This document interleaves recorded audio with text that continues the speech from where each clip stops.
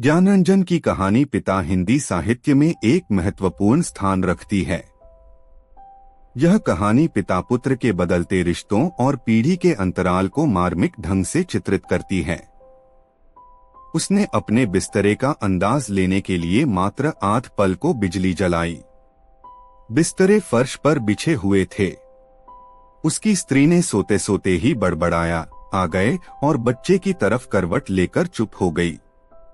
Late जाने पर उसे एक बड़ी डकार आती मालूम पड़ी, लेकिन उसने डकार ली नहीं। उसे लगा कि ऐसा करने से उस चुप्पी में कलल पड़ जाएगा जो चारों तरफ भरी है, और काफी रात गए ऐसा होना उचित नहीं है।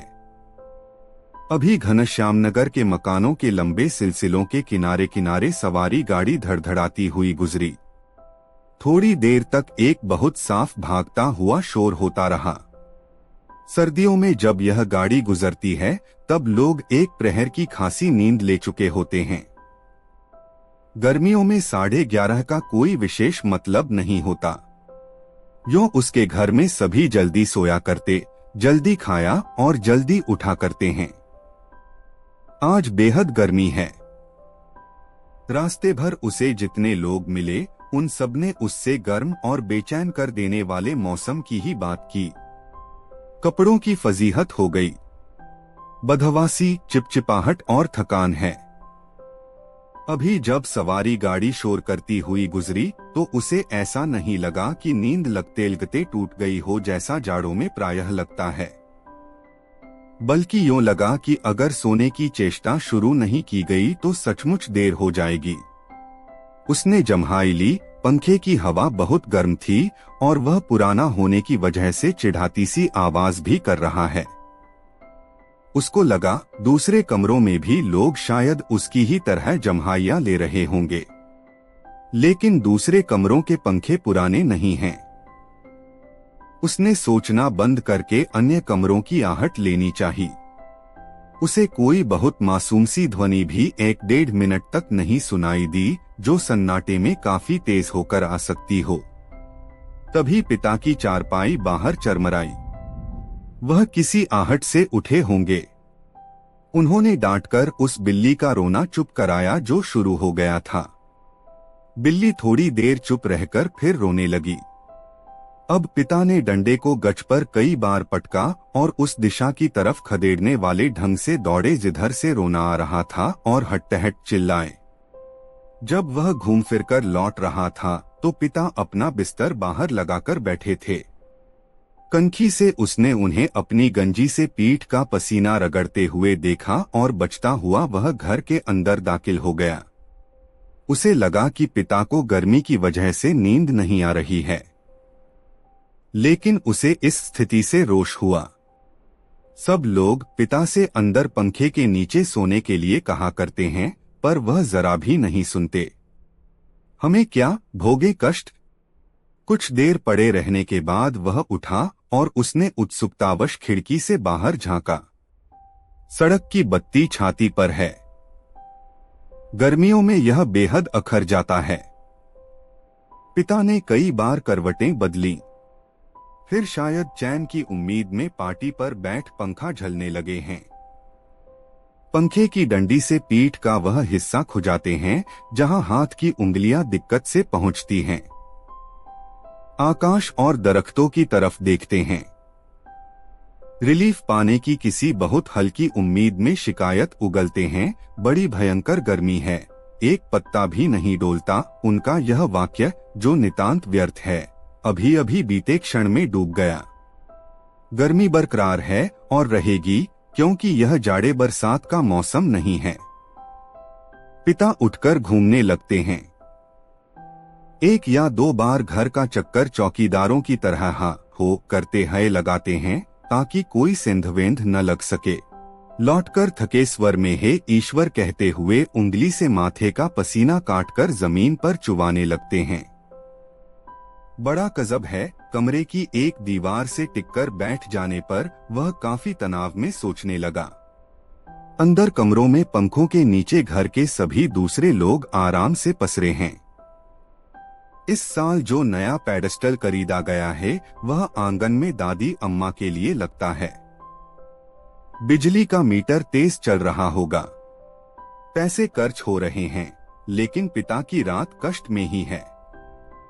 लेकिन गजब यह नहीं है। गजब तो पिता की जिद है, वह दूसरे का आग्रह अनुरोध माने तब न। पता नहीं क्यों पिता जीवन की अनिवार्य सुविधाओं से भी चिढ़ते हैं। वह झल्लाने लगा। चौक से आते वक्त 4 आने की जगह 3 आने और 3 आने में तैयार होने पर 2 आने में चलने वाले रिक्शे के लिए पिता घंटे घंटे खड़े रहेंगे। धीरे धीरे सबके लिए सुविधाएं जुटाते रहेंगे, लेकिन खुद उसमें नहीं या कम से कम शामिल होंगे। पहले लोग उनकी काफी चिरौरी किया करते थे, अब लोग हार गए हैं। जानने लगे हैं कि पिता के आगे किसी की चलेगी नहीं। आज तक किसी ने पिता को वाश बेसिन में मुंह हाथ धोते नहीं देखा। बाहर जाकर बगिया वाले नल पर ही कुल्ला दातुन करते हैं। दादा भाई ने अपनी पहली तनख्वाह में गुसलखाने में उत्साह के साथ एक खूबसूरत शावर लगवाया, लेकिन पिता को अरसे से हम सब आंगन में धोती को लंगोटे की तरह बांधकर तेल चुपड़े बदन पर बाल्टी बाल्टी पानी डालते देखते आ रहे हैं। खुले में स्नान करेंगे, जनेऊ से छाती और पीठ का मैल काटेंगे। शुरू में दादा भाई ने सोचा पिता उसके द्वारा शावर लगवाने से बहुत खुश होंगे और उन्हें नई चीज का उत्साह होगा। पिता ने जब कोई उत्साह प्रकट नहीं किया तो दादा भाई मन ही मन काफी निराश हो गए। 1-2 बार उन्होंने हिम्मत करके कहा भी, आप अंदर आराम से क्यों नहीं नहाते, तब भी पिता आसानी से उसे टाल गए।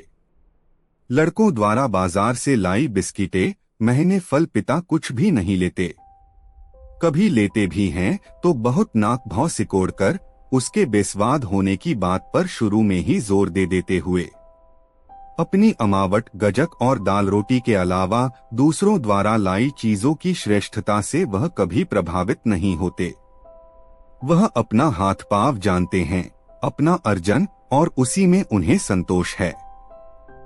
वे पुत्र जो पिता के लिए कुल्लू का सेब मंगाने और दिल्ली एम्पोरियम से बढ़िया धोतियां मंगाकर उन्हें पहनाने का उत्साह रखते थे, अब तेजी से पिता विरोधी होते जा रहे हैं।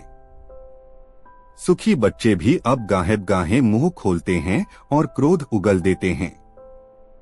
लद्द बाहर आम के 2 सीकरों के लगभग एक साथ गिरने की आवाज आई।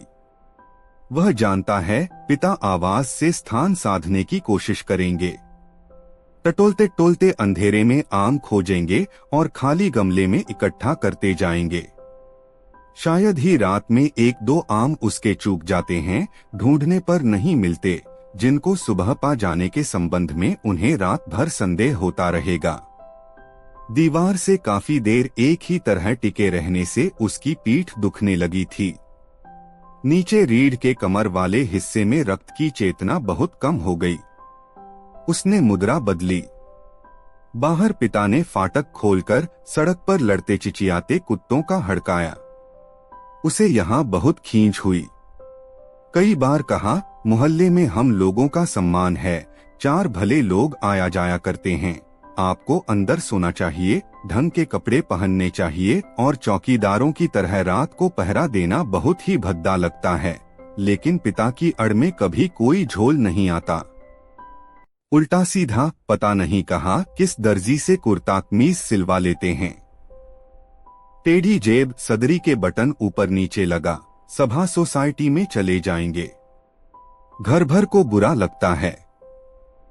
लोगों के बोलने पर पिता कह देते हैं, आप लोग जाइए न भाई, कॉफी हाउस में बैठिए, झूठी वैनिटी के लिए बेरा को टिप दीजिए, रहमान के यहाँ 1.5 रुपए वाला बाल कटाइए, मुझे क्यों घसीटते हैं। लोगों का बोलना चुटकी भर में धरा रह जाता है। पिता वैसे तो चुप रहते हैं, लेकिन जब बात बहस में उन्हें खींचा जाता है तो काफी करारी और हिंसात्मक बात कह जाते हैं। उल्टे उन्हें घेरने वाले हम भाई भनपराधी बन जाते हैं। कमरे से पहले एक भाई खिसकेगा, फिर दूसरा, फिर बहन और फिर तीसरा, चुपचाप सब खीजे हारे खिसकते रहेंगे। अंदर फिर माँ जाएंगी और पिता, विजी पिता कमरे में गीता पढ़ने लगेंगे या झोला लेकर बाजार सौदा लेने चले जाएंगे। होता हमेशा यही है। सब मन में तय करते हैं आगे से पिता को नहीं घेरेंगे, लेकिन थोड़ा समय गुजरने के बाद फिर लोगों का मन पिता के लिए उमड़ने लगता है। लोग मौका ढूंढने लगते हैं पिता को किसी प्रकार अपने साथ सुविधाओं में थोड़ा बहुत शामिल कर सकें, पर ऐसा नहीं हो पाता। वह सोचने लगा, भूखे के सामने खाते समय होने वाली व्यथा सरीखी किसी स्थिति में हम रहा करते हैं। यद्यपि अपना खाना हम कभी स्थगित नहीं करते, फिर भी पिता की असंतृप्ति के कारण व्याकुल और अधीर तो हैं ही। पिता अद्भुत और विचित्र हैं, वह सोचते हुए उठा। कमरे में घूमने या सिगरेट पी सकने की सुविधा नहीं थी, अन्यथा वह वैसा ही करता। उसने सो जाने की इच्छा की और अपने को असहाय पाया। शायद नींद नहीं आ सकेगी, यह ख्याल उसे घबराने वाला लगा। पिता अद्भुत और विचित्र हैं, यह बात वह भूल नहीं रहा था। पिछले जाड़ों में वह अपने लोभ को कुचलकर बमुश्किल एक कोट का बेहतरीन कपड़ा पिता के लिए लाया। पहले तो वह उसे लेने को तैयार नहीं हुए, लेकिन माँ के काफी घुड़कने फुरकने से राजी हो गए और उसी कुलदाबाद के किसी लपटू मुल्ला दर्जी के यहाँ सिलाने चल दिए। सुधीर ने कहा, कपड़ा कीमती है, चलिए एक अच्छी जगह में आपका नाप दिलवा दूं। वह ठीक सिएगा, मेरा परिचित भी है। इस बात पर पिता ने काफी हिकारत उगली। वह चिढ़ उठे, मैं सबको जानता हूँ, वही म्युनिसिपल मार्केट के छोटे मोटे दर्जियों से काम कराते और अपना लेबल लगा लेते हैं। साहब लोग, मैंने कलकत्ते के हाल एंडरसन के सिले कोट पहने हैं अपने जमाने में, जिनके यहाँ अच्छे खासे यूरोपियन लोग कपड़े सिलवाते थे। ये फैशन वैशन जिसके आगे आप लोग चक्कर लगाया करते हैं, उसके आगे पाँव की धूल है। मुझे व्यर्थ पैसा नहीं खर्च करना है। कितना परस्पर विरोधी तर्क किया पिता ने। ऐसा वह अपनी जिद को सर्वोपरि रखने के लिए किया करते हैं। फिर सुधीर ने भी कपड़ा छोड़ दिया। जहां चाहिए सिलवाइए या भाड़ में झोंक आइए, हमें क्या, वह धीमे धीमे बुदबुदाया। पिता बाहर अकबकाकर उठ पड़े। शायद थोड़ी देर पहले जो आम बगीचे में गिरा था, उसकी आवाज जैसे अब सुनाई पड़ी हो।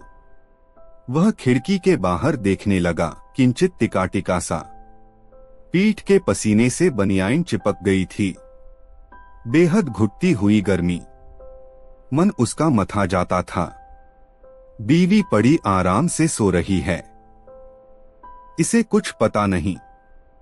शायद पिता की खाट काली थी। वह गिरा आम टटोलने के लिए बगिया में घुसे होंगे। पिता कितने विचित्र हैं। लंबे समय से वह केवल 2 ही ग्रंथ पढ़ते आ रहे हैं, यंत्रवत नियमवत रामायण और गीता। लंबे 35 वर्षों तक अखंड केवल रामायण और गीता। उसके पहले युवा काल में जो कुछ जितना कुछ पढ़ा हो उन्होंने, उसे कभी भयावह, कभी सम्मानजनक और कभी झूठ लगता, यह देख सोचकर कि कोई व्यक्ति केवल 2 पुस्तकों में जिंदगी के 35 वर्ष काट सकता है और कैसे काट लेता है। तभी उसका बच्चा कुनमुनाकर रोने लगा। उसने तपाक से खिड़की छोड़ी और अपने बिस्तर पर झूठ मूठ सो गया। ऐसा न हो कि देवा बच्चे के रोने से उठ पड़े और उसे संदिग्धावस्था में देख बहुत से बेकार प्रश्नों द्वारा हलकान करना शुरू कर दे। देवा बच्चे के मुंह में स्तन दे पहले ही सी बेकबर हो गई। वह खुद बिस्तरे पर सोता मालूम पड़कर भी जागता रहा। स्तन चूसने की चपचप आवाज आती रही और थोड़ी देर बाद बंद हो गई। उसने तय किया कि वह देवा के बारे में ही कुछ सोचे अथवा उसके शरीर को छूता रहे। उसने देवा के कूल्हे पर हाथ रख दिया, लेकिन उसे तनिक भी उत्तेजना अपने अंदर महसूस नहीं हुई। उसने थोड़ी देर उत्तेजना की प्रतीक्षा की। अपनी इस हरकत से ऊब होने लगी और मन भी लांछित करने लगा। बाहर पिता सोए या जाग रहे हैं। जैसा भी हो, वह बड़े जबरदस्त हैं इस समय। बाहर रहकर बाहरी होते जा रहे हैं। घर के अंदरूनी हिस्सों में लोग आराम से या कम आराम से किसी तरह सो तो गए होंगे। वह विषादग्रस्त हुआ और अनुभव करने लगा, हमारे समाज में बड़े बूढ़े लोग जैसे बहुबेटियों के निजी जीवन को स्वच्छंद रहने देने के लिए अपना अधिकांश समय बाहर व्यतीत किया करते हैं, क्या पिता ने भी वैसा ही करना तो नहीं शुरू कर दिया है? उसे पिता के बूढ़ेपन का ख्याल आने पर सिहरन हुई। फिर उसने दृढ़ता से सोचा, पिता अभी बूढ़े नहीं हुए हैं, उन्हें प्रतिक्षण हमारे साथ साथ जीवित रहना चाहिए। भरसक पुरानी जीवन व्यवस्था कितनी कठोर थी, उसके मस्तिष्क में एक भिंचाव आ गया। विषाद सर्वोपरि था। उसे आंखों में हल्का जल लगने लगा। अगर कोई शीतयुद्ध न होता पिता और पुत्रों के बीच, तो वह उन्हें जबरन खींच के नीचे लाकर सुला देता। लेकिन उसे लगा कि उसका युवापन एक प्रतिष्ठा की जिद कहीं चुराए बैठा है। वह इस प्रतिष्ठा के आगे कभी बहुत मजबूर, कभी कमजोर हो जाता है और उसे भुगत भी रहा है। दरअसल उसका जी अक्सर चिल्ला उठने को हुआ है, पिता तुम हमारा निषेध करते हो, तुम ढोंगी हो, अहंकारी बज्र अहंकारी। लेकिन वह कभी चिल्लाया नहीं। उसका चिल्ला सकना मुमकिन भी नहीं था। वह अनुभव करता था, उसके सामने जिंदगी पड़ी है और पिता पर इस तरह चिल्लाने में उसका नुकसान हो सकता है। उसको लगा, पिता लगातार विजयी हैं। कठोर हैं तो क्या, उन्होंने पुत्रों के सामने अपने को कभी पसारा नहीं। लगता है दीवारों पर भी पसीना चुचुहा आया है। खुद को छुरा भोंक देने या दीवार पर सिर पटकने या सोती बीवी के साथ पाशविक हो जाने का ढोंग सोचने के बाद भी गर्मी की बेचैनी नहीं कटी। उसने ईश्वर को बुदबुदाना चाहा, लेकिन वैसा नहीं किया। केवल हल्के हल्के हाथ के पंजों से सिर के बालों को दबोचकर वह रह गया। मौसम की गर्मी से कहीं अधिक प्रबल पिता है। उसके सामने एक घटना मजबूती से टंग गई। उसने घटना को मन में दोहराया। वायुसेना में नौकरी करने वाला उसका कप्तान भाई बहन के यूनिवर्सिटी के खर्चे के लिए 2 वर्ष तक 50 रुपए महीना भेजता रहा था। एक बार अकस्मात कप्तान भाई होली अवकाश मनाने घर आ गया। पिता ने उसके हाथ में उसके नाम की 1200 रुपयों वाली एक पासबुक थमा दी।